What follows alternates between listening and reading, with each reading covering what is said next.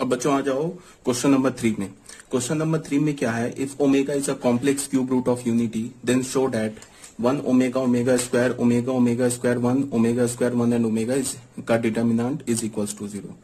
ठीक है, ओमेगा क्या दे रखा है, complex cube root of unity. तो हमने क्या किया कि हमने फर्स्ट रो को चेंज किया। फर्स्ट रो में क्या किया, R1 first row, second row और थर्ड रो तीनों रोज को ऐड कर दिए। तो चेंज कौन सा हुआ है, चेंज R1 हुआ है। तो R1 चेंज हुआ है, इसका क्या मतलब है कि सेकेंड रो और थर्ड रो में कोई चेंज नहीं होगा। तो फर्स्ट रो में क्या किया, सेकेंड रो और थर्ड रो को ऐड कर दिया। तो क्या हो गया, 1 प्लस ओमेगा स्क्वायर हो गया। फिर यहाँ क्या होगा, 1 plus omega square 1 plus omega square. और कॉम्प्लेक्स नंबर से हम जानते हैं कि 1 प्लस ओमेगा स्क्वायर की वैल्यू क्या होती है, 0।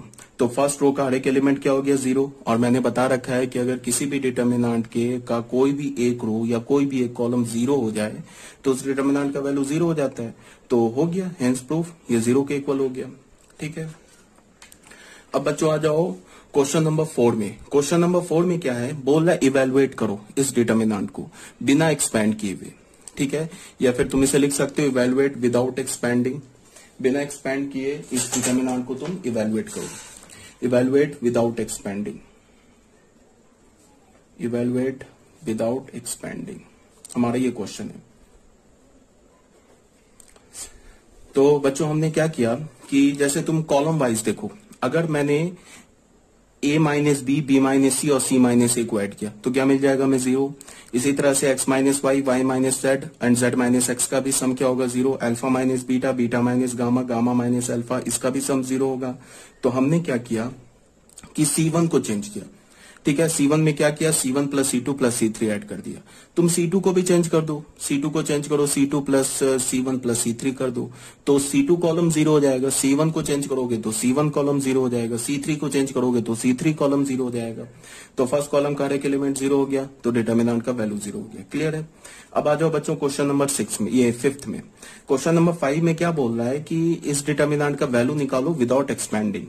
तो हमने क्या किया, हमने देखा कि ये जो थर्ड कॉलम है इसमें क्या है, बी प्लस सी प्लस ए प्लस बी। तो हमने क्या किया, थर्ड कॉलम में सेकंड कॉलम ऐड कर दिया। तो क्या ऑपरेशन लगाया हमने, C2 को चेंज किया C2 प्लस C3। तो या फिर एक काम करो, थर्ड कॉलम में ऐड करो या फिर तुम सेकंड कॉलम में थर्ड कॉलम ऐड कर दो, कोई बात नहीं है, एक ही बात है। अगर तुम थर्ड कॉलम में सेकंड कॉलम को ऐड करोगे तो थर्ड कॉलम का हर एक एलिमेंट क्या हो जाएगा, A प्लस बी प्लस सी। अगर तुम सेकंड कॉलम में थर्ड कॉलम को ऐड करोगे तो सेकंड कॉलम का हर एक एलिमेंट क्या हो जाएगा, A प्लस बी प्लस सी। तो हमने क्या किया, सेकंड कॉलम में थर्ड कॉलम को ऐड किया तो A प्लस बी प्लस सी आ गया। अब सेकंड कॉलम के हर एक एलिमेंट में A प्लस बी प्लस सी है तो उसको हमने कॉमन निकाल लिया। तो सेकंड कॉलम क्या बच गया, 1 1 1। फर्स्ट कॉलम क्या, 1 1 1। तो first column and second column identical हो गया। तो मैंने बता रखा है ना कि किसी भी डिटर्मिनेंट का कोई भी दो रो या कोई भी दो कॉलम आइडेंटिकल हो जाए तो उस डिटर्मिनेंट का वैल्यू क्या होता है, 0। तो डिटर्मिनेंट का वैल्यू 0 हो गया। क्यों, ऐसे लिखने का क्या मतलब है, C1 is identical to C2। ठीक है, अब बच्चों आ जाओ क्वेश्चन नंबर 6 में। क्वेश्चन नंबर 6 में क्या बोला है, इस डिटर्मिनेंट को इवेलुएट करो। तो हमने क्या देखा कि जो सेकंड कॉलम है इसमें 21, 45 एंड 61 लिखा है। तो हमने क्या किया कि C2 को चेंज किया, सेकंड कॉलम को चेंज किया। क्या किया, फर्स्ट कॉलम में 20 मल्टीप्लाई करके सेकंड कॉलम में ऐड कर दिया। तो क्या हो जाएगा, सेकंड कॉलम को चेंज किया, C2 माइनस 27। तो यहां पे देख लो क्या मिल जाएगा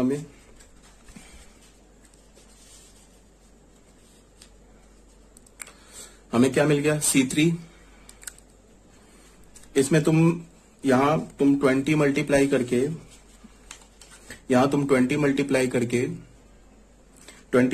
करके, सब्ट्रैक्ट करोगे, ऐड नहीं सब्ट्रैक्ट करोगे तो क्या हो जाएगा, 21 माइनस 20। तो ये क्या बन जाएगा, 1।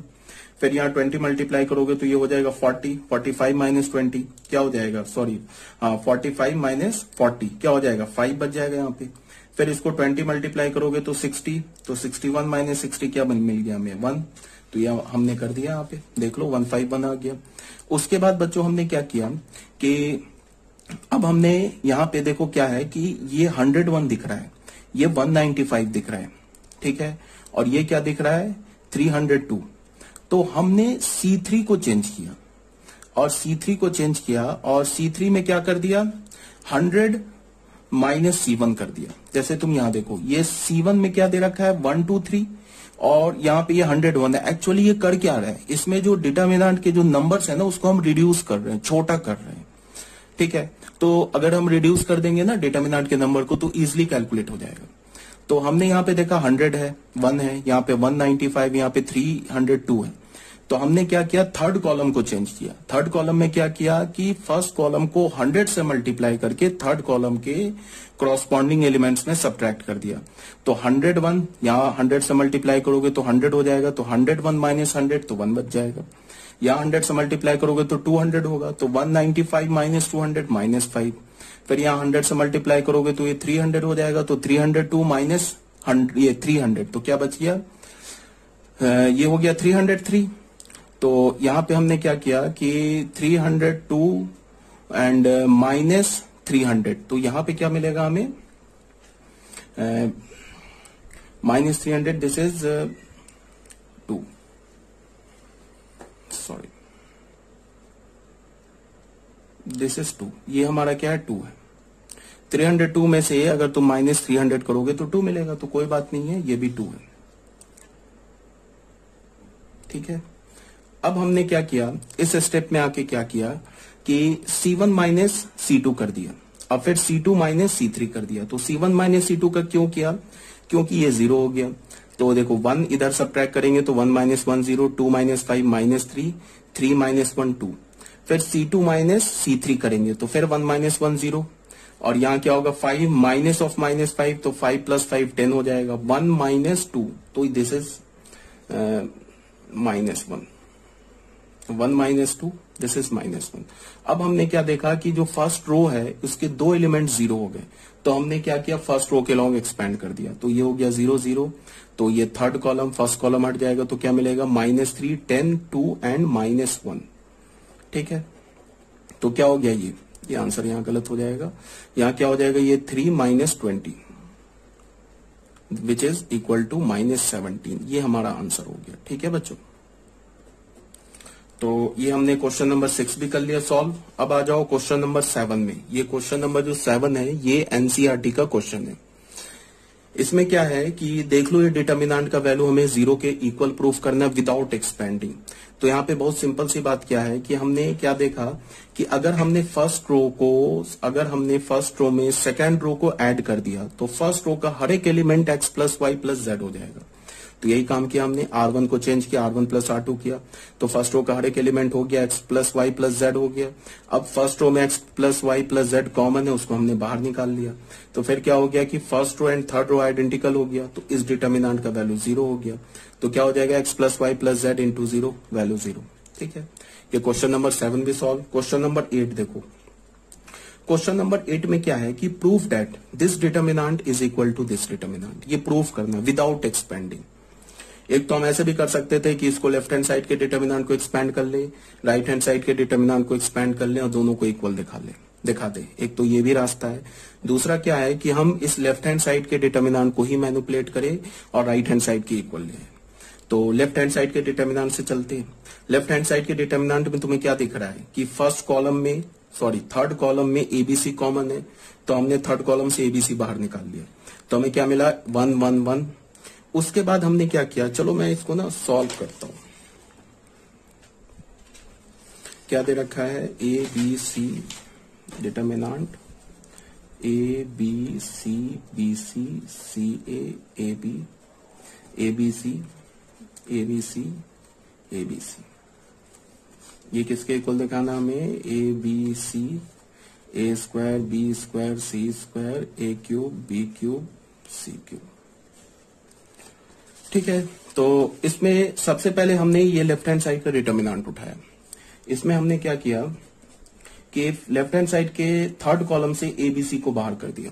ठीक है, तो एबीसी बाहर हो गया, तो हमें क्या मिल गया, a B C B C c A b, और यहां हो गया 1 1 1। अब बच्चों हमने क्या किया कि फर्स्ट रो को ए से मल्टीप्लाई किया, सेकेंड रो को बी से मल्टीप्लाई किया, थर्ड रो को सी से मल्टीप्लाई किया। तो अगर मैंने फर्स्ट रो को ए से मल्टीप्लाई किया है तो एबीसी तो यहां बाहर ही है, तो यहां 1/a करना होगा। और सेकंड रो को बी से मल्टीप्लाई किया तो यहाँ 1/b करना होगा। थर्ड रो को हमने सी से मल्टीप्लाई किया तो 1/ यहाँ सी करना होगा। तभी तो फर्स्ट रो को ए से मल्टीप्लाई किया तो वो ए को बाहर common as a common factor बाहर निकालेंगे तो ये ए कैंसिल हो जाएगा। और सेकंड रो को हमने बी से मल्टीप्लाई किया तो b as a common factor निकालेंगे तो ये बी कैंसिल हो जाएगा। थर्ड रो को हमने सी से मल्टीप्लाई किया तो थर्ड रो से जब हम सी कॉमन निकालेंगे तो ये भी हमारा क्या हो जाएगा, कैंसिल हो जाएगा। तो फिर ये हमारा लेफ्ट हैंड साइड आ जाएगा। तो अगर हमने फर्स्ट रो को मल्टीप्लाई किया ए से तो क्या हो गया ए स्क्वायर, ये हो गया ए बी सी, ये हो गया ए, ये क्या हो गया बी स्क्वायर, ये क्या हो गया ए बी सी, ये फिर हो गया बी, ये क्या हो गया सी स्क्वायर, ये क्या हो गया ए बी सी, ये क्या हो गया सी। अब ये देखो यहां से एबीसी यहां से एबीसी कैंसिल हो गया तो हमें क्या मिल गया, ये डिटर्मिनेंट मिल गया A square A B C A, B square A B C B, C square A B C C. फिर हमने क्या देखा कि जो हमारा सेकंड रो है इसमें फिर एबीसी जनरेट हो गया तो फिर एबीसी को हमने क्या किया, कॉमन निकाल लिया। तो फिर हमें क्या मिल गया, A square B square C square 1 1 1 A B C. ठीक है, अब बच्चों हमें क्या दिख रहा है कि फिर हमने क्या किया कि फिर फर्स्ट रो को ए से मल्टीप्लाई किया, सेकंड रो को बी से मल्टीप्लाई किया, थर्ड रो को सी से मल्टीप्लाई किया। क्यों ऐसा किया, क्योंकि यहां मुझे ए क्यूब ए स्क्वायर और ए दिख रहा है जो हमें प्रूफ करना है। तो अगर मैं फर्स्ट रो को ए से मल्टीप्लाई करूंगा तो क्या आ जाएगा ए क्यूब, यहां क्या हो जाएगा ए, और ये ए स्क्वायर बनता दिख रहा है ना। तो हमने फिर फर्स्ट रो को, चलो मैंने यहाँ पे ऑपरेशन नहीं लिखा था, इसको मैं ऐसे लिख देता हूं, R1 को चेंज किया ए R1, R2 को चेंज किया ए R2 और R3 को चेंज किया ए R3, ऐसे कर लिया। ठीक है, यहाँ पे फिर वही काम हमने किया, ये ऑपरेशन लगा दिया। तो एबीसी तो ऑलरेडी बाहर है, एक 1/ABC बाहर आ जाएगा और फर्स्ट रो को ए से मल्टीप्लाई किया तो ए क्यूब ए स्क्वायर, ये क्या हो गया बी क्यूब बी स्क्वायर, ये क्या हो गया सी क्यूब सी स्क्वायर, ऐसा हो गया। ये एबीसी कैंसिल हो गया। अब हमें A cube B cube C cube A B C A square B square C square मिल गया। अब हमें क्या दिख रहा है कि एक काम हम लोग ऐसे कर सकते हैं, हमें क्या दिख रहा है कि जो ए क्यूब वाला है ना, वो ए क्यूब जो है वो क्या है हमारे पास, वो थर्ड कॉलम में, और ए स्क्वायर क्या हमारा सेकंड कॉलम में। ठीक है, यहां पे तो हमें ये प्रूफ करना है ना। तो उसके लिए हमने क्या किया कि जो हमारा फर्स्ट कॉलम है इसको रोल ओवर करा दिया, किस पे, C2 और C3 पे। इसका मतलब इस थर्ड कॉलम को उठाया बाहर किया, इस दो कॉलम को लेफ्ट हैंड साइड शिफ्ट किया और इसको लाके ये फर्स्ट कॉलम को थर्ड कॉलम बना दिया। समझ रहे हो ना बात को, ये फर्स्ट कॉलम को हमने सेकंड कॉलम और थर्ड कॉलम पे रोल ओवर करा दिया। इसका मतलब हमने फर्स्ट कॉलम को बाहर उठाया, ये दो कॉलम को यहाँ शिफ्ट किया, यहाँ पे जो एक कॉलम का स्पेस बचिया उसमें हमने थर्ड कॉलम हटा दिया, रख दिया, फर्स्ट कॉलम रख दिया। तो फर्स्ट कॉलम को कितने कॉलम के ऊपर रोल ओवर कराया, दो कॉलम के ऊपर रोल ओवर कराया, तो ये क्या हो जाएगा -1 पे स्क्वायर, और ये क्या हो जाएगा a B C A square B square C square, और ये a cube B cube C cube, जो कि हमारा राइट हैंड साइड आ गया। ये तो पॉजिटिव हो गया, यही हमारा राइट हैंड साइड जो आ गया। तुम बच्चों इसको ऐसे भी कर सकते थे कि यहाँ पे हमने डायरेक्ट एक ही लाइन में आंसर लिख दिया ना, यहाँ पे तुम ऐसे भी कर सकते थे कि तुम देखो क्या है, यहाँ पे हमारे पास इसको हमने क्या किया, यहां से देखो ये तो हमारा आंसर आ गया। इसके बाद हमने क्या किया, देखो यहां से ये जो आया है ना ए क्यूब बी क्यूब सी क्यूब ए स्क्वायर बी स्क्वायर सी स्क्वायर, हमें क्या करना है कि थर्ड कॉलम को ए क्यूब बी क्यूब सी क्यूब को कहां ले जाना है, थर्ड कॉलम पे ले जाना है। तो हमने क्या किया कि इसमें C1 और C3 को आपस में इंटरचेंज कर दिया। तो मैंने ऑलरेडी बता रखा है कि किसी भी दो रोज को या किसी भी दो कॉलम्स को इंटरचेंज करोगे तो एक माइनस बाहर आ जाएगा, तो माइनस बाहर आ गया। अब थर्ड कॉलम को उठा के फर्स्ट कॉलम पे कर दिया, फर्स्ट कॉलम को उठा के थर्ड कॉलम पे कर दिया, थर्ड कॉलम को उठा के फर्स्ट कॉलम पे कर दिया। तो क्या हो गया A square B square C square, ये क्या हो गया ए बी सी, ये क्या हो गया ए क्यूब बी क्यूब सी क्यूब, ऐसा हो गया। अभी भी हमारा जो राइट हैंड साइड है वो नहीं प्रूफ हुआ है, राइट हैंड साइड में तो ये आना चाहिए। यहाँ पे हमें क्या दिख रहा है कि जो ए बी सी है वो तो फर्स्ट कॉलम है, और जो ए स्क्वायर बी स्क्वायर सी स्क्वायर है वो हमारा सेकंड कॉलम है, तो कोई बात नहीं। फिर हमने फर्स्ट कॉलम को और सेकंड कॉलम को इंटरचेंज कर दिया। तो फिर एक माइनस बार आएगा जिससे ये माइनस प्लस हो जाएगा। तो फिर हमें क्या मिल गया, ये ए बी सी यहां हो गया, ए बी सी, ये हो गया A square B square C square, ये हो गया ए क्यूब बी क्यूब सी क्यूब, जो कि हमारा राइट हैंड साइड आ गया। ऐसे भी कर सकते हो, या तो डायरेक्ट रोल ओवर करा दोगे तो चीजें आसान हो जाएगी, कम कैलकुलेशन होगा, या तो फिर तुम डायरेक्ट ऐसे भी कर सकते हो। ठीक है, अब आ जाओ। तो ये हमारा क्वेश्चन नंबर 8 भी सॉल्व हो गया। अब बच्चों आ जाओ क्वेश्चन नंबर 9 में, विदाउट एक्सपेंडिंग प्रूफ दैट, बिना एक्सपेंड किए इस डिटर्मिनेंट के वैल्यू को ये प्रूफ करो। तो देख लो, इसको भी कर देता हूं। 1 1 1 A B c, 1 1 1 A B C, A square B square C square, ये किसके इक्वल करना है, a minus B minus c minus a minus B minus c minus a. तो क्या करें, हमने इसमें क्या किया, लेफ्ट हैंड साइड हमने उठाया, लेफ्ट हैंड साइड का जो डिटर्मिनेंट है हमें ए बी सी ये उठा लिया हमने। इसमें हमने क्या किया, देखो जब भी किसी भी रो में या किसी भी कॉलम में तुम्हें 1 दिखे ना, जब भी तुम्हें किसी भी रो या किसी भी कॉलम में 1 दिखे, तो हमारा सबसे जो बेस्ट ऑपरेशन है वो क्या होगा कि तुम उस 1 को किसी भी 2 रोज में या किसी भी 2 कॉलम्स में 1 को यूज करके 0 बना लो। जैसे देखो, मैं यहां 0 बना सकता हूं, यहां 0 बना सकता हूं। कैसे 0 बना सकता हूं, एक बार मैंने क्या किया कि R1 को मैंने चेंज किया, क्या किया, R1 माइनस R2 कर दिया। दूसरी बार में मैंने क्या किया, R2 को चेंज किया, क्या किया, R2 माइनस R3 कर दिया। कर सकते हैं ना, ये एक्चुअल क्या लिखा हुआ, R1 माइनस R2 क्या लिखा हुआ है कि R1 माइनस R2, ऐसे जो लिखा है ना, ये एक्चुअल क्या लिखा है, R1 plus of minus 1 into R2। ये तो ऑपरेशन बताया ना मैंने कि अगर किसी भी रो या किसी भी कॉलम को तुम किसी क्रॉस ये कांस्टेंट से मल्टीप्लाई करके अगर क्रॉसपॉन्डिंग एलिमेंट्स में ऐड करते हो या सब्ट्रैक्ट करते हो तो डिटर्मिनेंट की वैल्यू चेंज नहीं होती है। ये मैंने ऑलरेडी बता रखा है ना कि मोस्ट इंपॉर्टेंट प्रॉपर्टी है, जो मैं पूरे डिटर्मिनेंट चैप्टर में फ्रीक्वेंटली यूज होगा। तो वो काम हमने यहां कर लिया। तो हमें क्या मिला, पहले R1 को चेंज किया, उसमें R2 रो सब्ट्रैक्ट कर दिया, तो 1 माइनस 1 0, ये क्या हो गया, a माइनस बी, ये क्या हो गया, A square minus B square. फिर यहां से R2 में R3 सब्ट्रैक्ट किया तो ये 0 हो गया, ये हो गया b माइनस सी, ये क्या हो गया, B square minus C square. Third row तो चेंज होगा नहीं, तो ये एज इट इज हो गया। अब हमने क्या किया कि इस डिटर्मिनेंट को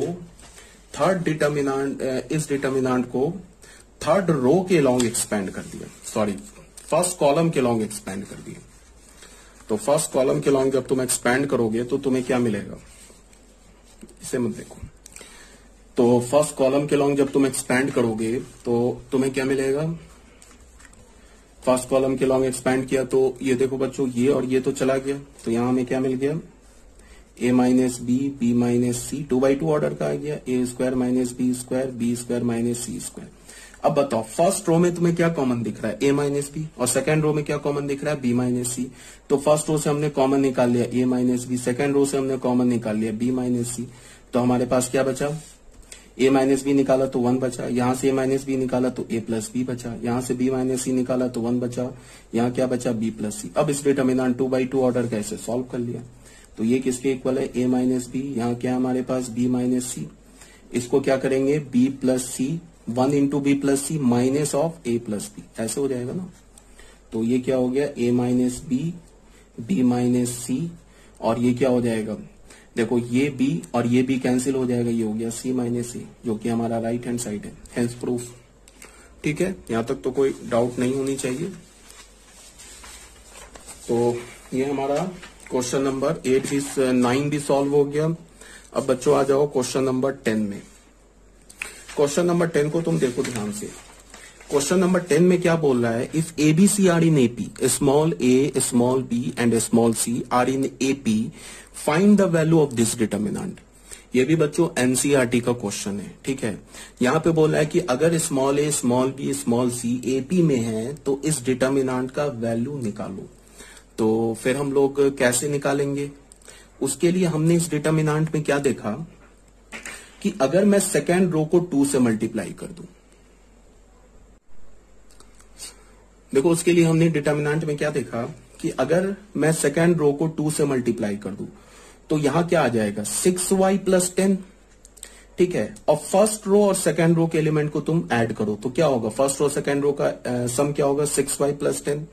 तो तो मैं क्या करूंगा कि सेकेंड रो को पहले मैं 2 से मल्टीप्लाई कर दूंगा, उसके बाद मैं क्या करूंगा कि फर्स्ट रो और थर्ड रो को ऐड करके सेकेंड रो से सब्ट्रैक्ट कर दूंगा। क्या मैंने पहले बोला कि मैंने पहले तो सेकेंड रो को 2 से मल्टीप्लाई कर दिया, फिर मैंने फर्स्ट रो और थर्ड रो को ऐड किया और सेकेंड रो में सब्ट्रैक्ट कर दिया।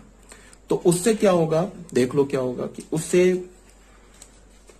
जैसे तुम यहां देखो, अगर मैं सेकेंड रो को 2 से मल्टीप्लाई करूं तो यहां क्या हो जाएगा 12y प्लस 16, और सेकेंड रो और थर्ड रो को ऐड करोगे तो क्या हो जाएगा यहाँ पे 12y प्लस 16। तो ऐसा करोगे ना तो सेकेंड रो के दो जो एलिमेंट्स है ना ये 0 हो जाएंगे। देखो क्या किया हमने, सबसे पहले सेकेंड रो को हमने 2 से मल्टीप्लाई किया, तो सेकेंड रो को 2 से मल्टीप्लाई किया तो एक 2 बाहर डिवाइड भी करना होगा, तभी तो जाके बैलेंस होगा। ठीक है, तभी तो सेकेंड रो से 2 बाहर आएगा तो ये 2 के साथ कैंसिल होके ये ओरिजिनल डिटर्मिनेंट आ जाएगा। तो हमने सेकेंड रो को 2 से मल्टीप्लाई किया तो क्या हो गया ये 6y प्लस 10, ये क्या हो गया 12y प्लस 16, यहाँ क्या हो गया 18y प्लस 2b।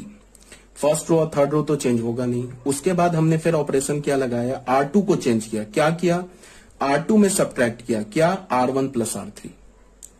तो R1 प्लस R3 करोगे तो क्या होगा 6y प्लस 10, यहां सब्ट्रैक्ट करोगे तो ये हो गया 0। इसको करोगे तो क्या होगा 12y प्लस 16, यहां सब्ट्रैक्ट करोगे तो ये 0। और यहां क्या होगा 18y, ये 18y तो 0 हो जाएगा। और यहां क्या होगा 2b minus a plus C, 2b minus a plus C हो जाएगा। तो ये हमारे पास बच गया, ये 0 हो गया। क्वेश्चन में क्या दे रखा है, एबीसी एपी में है, तो अगर एबीसी एपी में है तो 2b किसके इक्वल है, a प्लस सी के इक्वल है, या फिर तुम ऐसे बोल लो a प्लस सी 2b के इक्वल है। तो इस a प्लस सी की जगह हमने अगर 2b रख दिया तो ये एलिमेंट भी 0 हो गया। इसका क्या मतलब हुआ कि सेकेंड रो का हर एक एलिमेंट 0 हो गया। तो अगर सेकेंड रो का हर एक एलिमेंट 0 हो गया तो डिटर्मिनेंट की वैल्यू क्या हो गई, हमें डिटर्मिनेंट की वैल्यू हमें क्या मिल गई 0। क्लियर है बात।